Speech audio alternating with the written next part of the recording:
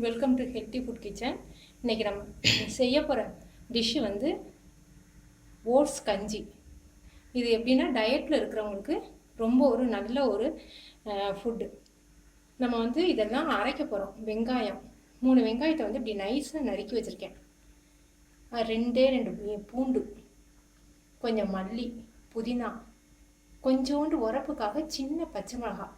உரப்பு பத்தலைன்னா அப்புறம் பெப்பர் பவுடர் சேர்த்துக்கலாம். இது சோம்பு, 4 ஸ்பூன் ஓட்ஸ், இஞ்சி ஒரு சின்ன பீஸ்,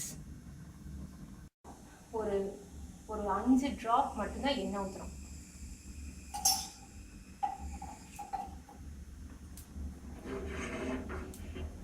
இதில் சோம்பு,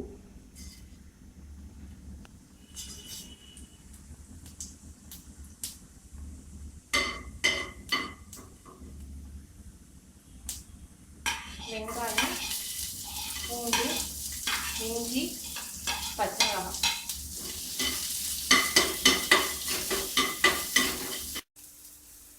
புதினா 3 தலை, மல்லி கொஞ்சம்.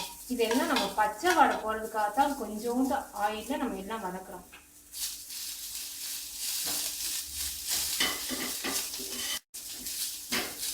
இப்போ இந்த ஓட்ஸ் 4 ஸ்பூன் இதையும் சேர்த்து நம்ம மிக்சியில் வந்து நல்லா அடிக்க போகிறோம். இப்போ வந்து நம்ம அடித்து வச்சுருக்க ஓட்ஸு மசாலையெல்லாம் சேர்த்து அடித்து வச்சுருக்குது. அதோட கொஞ்சம் வாட்டர்.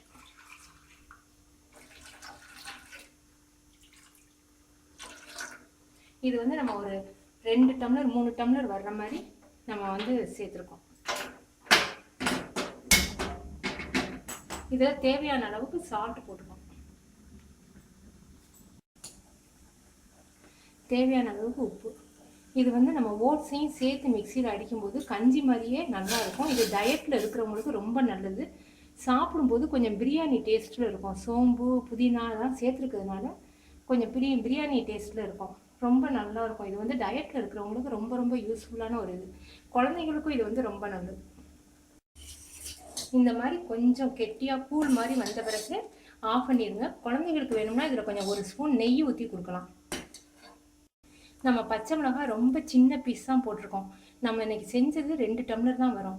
பச்சை மிளகாய் நீங்கள் வந்து சின்ன பீஸாக போட்டுக்கோங்க. உரப்பு பத்தலைன்னா பெப்பர் பவுடர் சேர்த்துக்கலாம். ஹெல்த்தி ஓட்ஸ் கஞ்சி ரெடி.